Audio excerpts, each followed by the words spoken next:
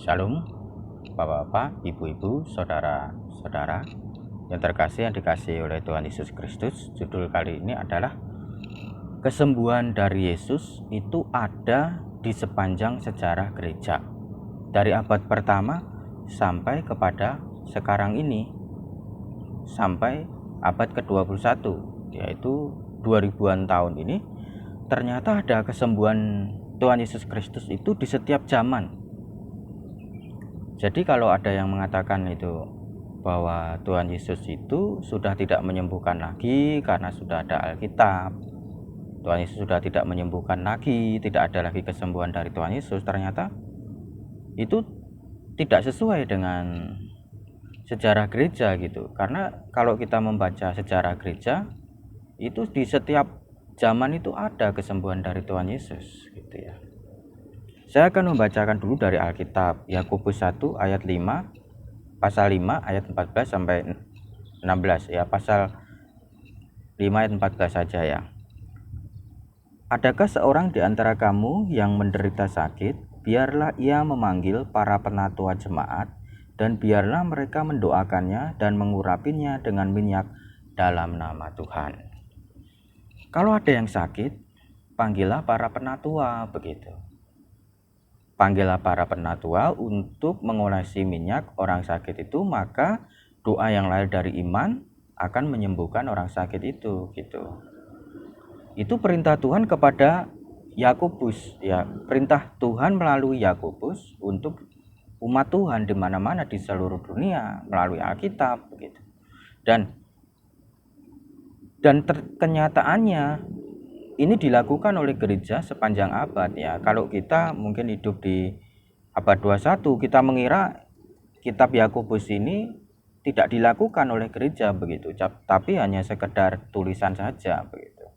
Jadi kalau ada orang sakit, sudah yang penting itu iman saja, yang penting doa, tidak usah dipanggil penatua, tidak usah dikasih minyak ya, tidak peduli, sudah pokoknya sudah gitu aja. Bahkan ada yang tidak percaya kesembuhan dari Tuhan Yesus, tidak usah didoakan, Tuhan Yesus nggak bisa menyembuhkan. Ya tidak apa-apa kalau memang doktrinnya seperti itu, tetapi saya berbicara secara umum ya, orang Kristen secara umum ya, Tuhan Yesus itu sanggup menyembuhkan bukan hanya di zaman Alkitab, tetapi juga di setiap zaman. Itu terbukti di dalam sejarah gereja, di dalam tulisan-tulisan sejarah gereja, di dalam catatan-catatan sejarah gereja di setiap abad. Nah, kalau kita ini hidup ya, maksudnya hidup di abad 21, kita mengiranya jadi sepanjang abad pertama kita biasa tuh di doktrinnya itu ya, sebagian aliran sekarang itu didoktrin bahwa Tuhan Yesus itu tidak bekerja di abad pertama sampai abad 16, itu tidak ada orang Kristen gitu. Itu memang sudah doktrinnya. Jadi tidak ada orang Kristen dari abad pertama sampai abad 16. Jadi orang Kristen itu muncul abad 16 gitu. Nah, terus lalu makin kesininya Tuhan juga tidak berkahi ya, abad 16 sampai abad 21 ya, terbukti masih banyak penjajahan dan lain sebagainya. Jadi Tuhan itu tidak berkarya selama abad pertama sampai abad 21 ini itu ya. Kalau doktrinnya, jadi Tuhan tidak memberikan kesembuhan selama 2000 tahun ini, tidak memberikan mujizat kesembuhan, tidak memperhatikan orang sakit begitu. Memang ada doktrin-doktrin seperti itu begitu. Jadi Tuhan sudah tidak berkarya selama 2000 tahun ini karena sudah ada Alkitab gitu. Ada doktrin seperti itu, memang ya, itu fakta ya, dulu pernah ada seperti itu. Tapi kenyataannya kalau setelah kita belajar sejarah gereja, ternyata lah kok ada gitu kesembuhan begitu. Kok ada mujizat-mujizat dari Tuhan Yesus. Nah, bahkan Yakobus 5 ayat 14 ini memperhatikan orang sakit, mengolesi orang sakit dengan minyak, dilakukan oleh para penatua. Itu dilakukan selama 2000 tahun ini dengan sebutan nama adalah sakramen pengurapan minyak, sakramen penyembuhan orang sakit. Nah, sakramen itu ada 7 gitu. Ada baptisan, ada perjamuan kudus, ada pernikahan, ya, ada sakramen penguatan, pengampunan dosa, ya, ada sakramen pentahbisan imam. Selanjutnya ada sakramen namanya sakramen pengurapan minyak atas orang sakit, dan itu dilakukan oleh gereja Tuhan dari abad pertama sampai abad 21 ini begitu ya.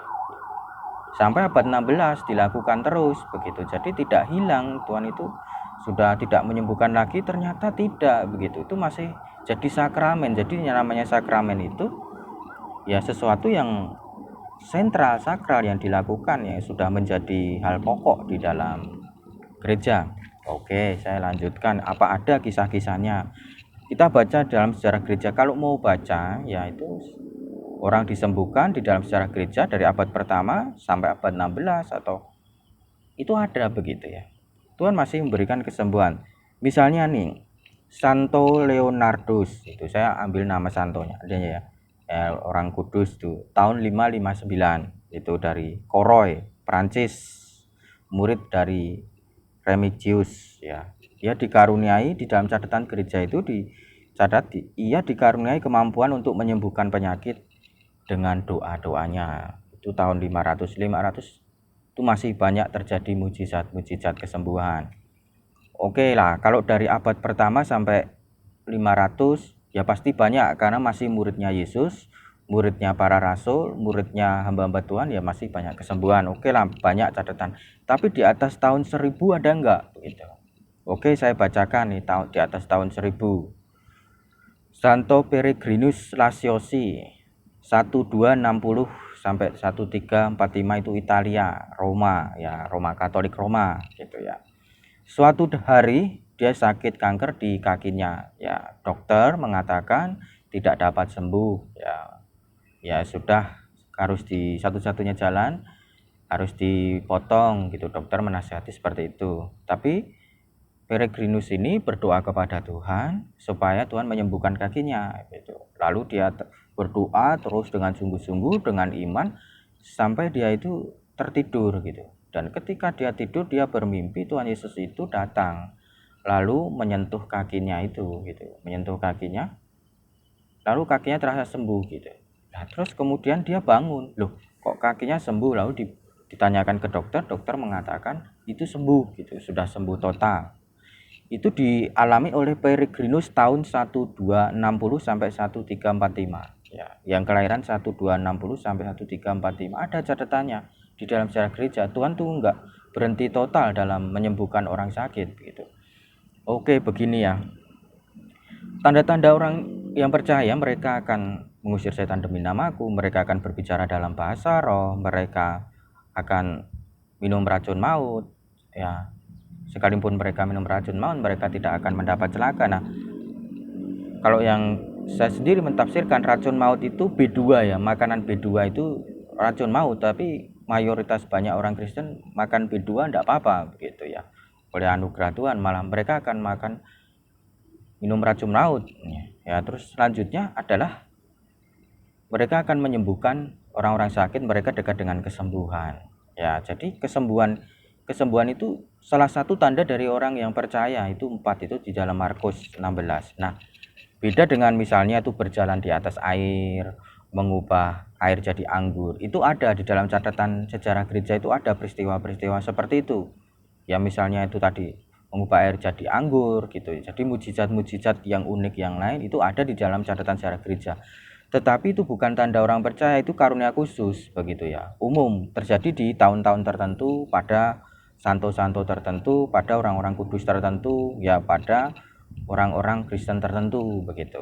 Tetapi kalau kesembuhan itu tanda orang percaya, berarti itu adalah hal yang wajar begitu ya. Jadi yang wajar itu adalah kesembuhan ya, bukan yang berjalan di atas air. Kalau berjalan di atas air begitu, hanya di dalam sejarah gereja hanya orang-orang tertentu begitu ya. Tetapi kalau kesembuhan itu tanda-tanda orang yang percaya ya. Itu dialami oleh Santo Peregrinus Lasiosi tahun 1260. Itu sebelum abad 16 ya. Saya bacakan ini contohnya lagi. Masih ada enggak? Masih ada gitu yang dicatat 1240 sampai 1307 ya.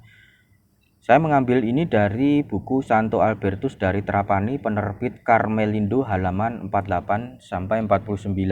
Itu Di Messina itu ada orang yang mengalami sakit keras berbaring di tempat tidurnya dengan tenggorokan yang membengkak besar, ya, tenggorokannya. Lalu Santo Albertus dipanggil untuk mendoakan.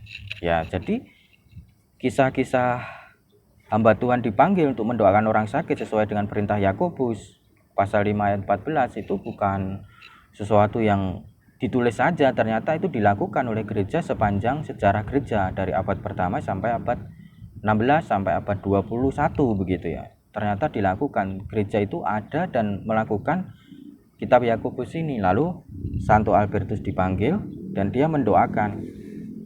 Dan dikatakan bahwa tenggorok di dalam tulisan itu tenggorokannya pecah dan orang itu sembuh. Ya, itu dilakukan oleh Santo Albertus dari Trapani. Ya. Oke, saya lanjutkan. Lalu kira-kira 57 tahun kemudian, tahun 1364 itu Santo Albertusnya sudah ke surga lah gitu. Sudah balik ke surga. Nah, di situ di Spanyol ada raja bernama Frederikus. Ya, anaknya sakit keras, dokter di mana-mana sudah menolong lah dengan cara-cara medis mereka. Ya, kemudian sampai satu titik sudah betul-betul habis, sudah pengharapannya. Lalu pegawai raja memberikan saran supaya dipanggil para hamba Tuhan, ya para hamba Tuhan biarawan Katolik Karmelit. Ya, lalu datang 2 orang itu, mereka membawa jubahnya Albertus tadi, ya, Santo Albertus dibawa jubahnya. Ya, lalu anak itu diselimuti dengan jubah Albertus itu, lalu diciprati dengan air, didoakan begitu anak itu. Lalu ketika diciprat dengan air itu kena bibirnya, anak itu sembuh, buka mata, sehat kembali. Ya, itu terjadi di Spanyol ya tahun 1364. Padahal Santo Albertusnya sudah 57 tahun ke surga. Ya, mirip Elisa itu, cuma tulangnya itu ya, cuma tulang Elisa itu bisa menyembuhkan gitu. Ini jubahnya ya, selimutnya, maksudnya selimut Santo Albertus yaitu. Saya ulang ini, saya ambil dari buku Santo Albertus dari Trapani, penerbit Carmelindo tahun penerbit Carmelindo halaman 48 sampai 49. Oke lah, itu sebelum abad 16. Nah, sekarang kan ada yang bilang hanya oleh Alkitab, terus mentafsirkan Alkitabnya tidak sesuai Alkitab, misalnya itu ada gitu. Tidak ada kesembuhan setelah Alkitab, ada Alkitabnya. Ya, memang ada yang percaya Alkitab itu ada abad 16 gitu. Sebelum abad 16 itu tidak ada Alkitab gitu ya. Betulnya tidak ya. Alkitab itu sudah ada sejak abad pertama gitu, dikumpulkan oleh Paus pada abad keempat ya, oleh Paus Roma. Abad 16 sudah ada Alkitab. Oke, berarti sudah tidak ada kesembuhan begitu. Terus saya bacakan sejarah gereja tahun di atas abad 16 ini, 1739 di Brasil oleh Santo Antonius Galvão de França ya. Di dalam catatan itu ditulis banyak mujizat penyembuhan terjadi melalui hidupnya ya. Dia itu terkenal dengan membuat pil-pil kertas gitu. Pil kertas itu tulisan-tulisan doa untuk kesembuhan, lalu digulung, lalu dikasihkan ke orang-orang yang sakit. Ada banyak kesembuhan-kesembuhan ya. Wanita muda sembuh dari ginjal, ada catatan wanita yang susah melahirkan yang bernama Sandra Grossi de Almeida, yaitu seorang ibu yang menderita kelainan 2 rahim yang membuatnya mustahil mengandung 4 bulan. Doa iman dari Santo Antonio Galvão de França menyembuhkannya, dan dia punya anaknya diberi nama Enzo ya. Lalu ada perempuan bernama Daniela Cristina de Silva, gadis 4 tahun hepatitis yang tidak dapat sembuh kemudian sembuh ya. Jadi sembuh ada juga abad 16, di atas 16 ya, ternyata ada. Jadi Tuhan itu masih menyembuhkan di sepanjang sejarah. Tidak mungkin saya bahas banyak-banyak ya, tapi saya bacakan saja. Di dalam sejarah gereja itu ada ya, kalau mau cari sendiri gitu ya. Di internet ada enggak ya? Ya seharusnya ada, tapi ambil dari situs-situs resmi Katolik ya, situs-situs resmi ya, seperti Katakombe begitu atau apa gitu. Oke, saya bacakan sakramen penyembuhan ya dari umat Tuhan itu ada kesembuhan-kesembuhan sampai ada santa atau santo. Ini santa atau santo ya, belum yang lain-lain itu. Ada yang punya karunia itu. Misalnya Santo Bernadette, pelindung orang sakit, Santa Bernadette, Santo Quentinus, sakit batuk, menyembuhkan sakit batuk, Santa Etheldreda ya, sakit leher, Santo Georgius, sakit penyembuh sakit kulit, Apollonia, penyembuh sakit gigi, Benedictus, penyembuh luka-luka, Bernardinus dari Siena, penyembuhan sakit pernafasan, Carolus Borromeus, sakit perut, Rocco, sakit lutut, Yohanes Chrysostomus Taurus ya, sakit epilepsi, Eustosia, sakit jiwa, Leonardus, sakit kelamin, Philippus Benici, kronis ya, sakit kronis, Lucia, mata ya, Santo Rosus, penyembuhan sakit penular, Blasius, sakit tenggorokan, Yohanes de Dieu, sakit jantung, ada Bonaventura, Vervatia, Pancratius, Alusius Gonzaga, Peregrinus Lasiosi, Hugo dari Cluny ya, dan lain-lain, Agustinus dari Hippo, Agatha, Dimpana, wah banyak sekali ya. Di dalam sejarah gereja ada kesembuhan-kesembuhan, Tuhan itu tidak pernah berhenti menyembuhkan ya. Kalau mau nonton catatannya itu nggak mungkin habis. Zaman sekarang saja Tuhan menyembuhkan itu kalau benar-benar mau didata itu banyak sekali ya di abad sekarang ini. Apalagi 2000 tahun itu banyak sekali, tidak mungkin ya kita mau membaca semua ini dari santo santanya saja begitu. Belum yang lain-lain begitu. Belum yang pastor, belum yang uskup dan lain sebagainya yang lain begitu maksudnya, yang di luar santo atau santa begitu. Di zaman Tuhan Yesus saja Tuhan Yesus menyembuhkan orang sakit itu sampai tidak dapat dihitung, bahkan seluruh buku di dunia ini tidak dapat menampungnya. Itu zaman Tuhan Yesus. Zaman sekarang juga pastilah banyak kalau udah orang mau bersaksi satu demi satu, apakah Tuhan pernah menyembuhkan engkau, apakah Tuhan menyembuhkan engkau, pastilah itu udah nggak terhitung zaman sekarang. Apalagi kalau 2000 tahun ini ya tentu sudah nggak mungkin kita mau baca semua kesaksiannya begitu ya. Intinya itu ada gitu di dalam sejarah gereja begitu ya, tapi ambil dari situs-situs resmi Katolik begitu ya, ada ya. Oke, terima kasih. Tuhan Yesus memberkati. Amin.